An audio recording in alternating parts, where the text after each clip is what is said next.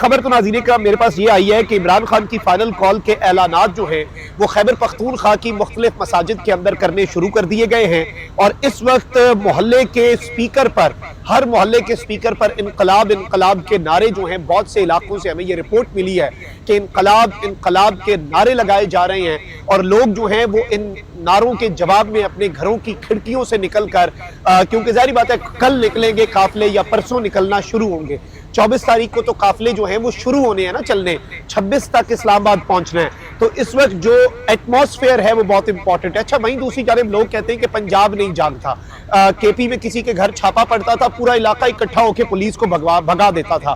पंजाब में इस तरह की चीजें नहीं हुई, लेकिन इस वक्त एक बड़ी डेवलपमेंट ये है कि अवाम जागी है।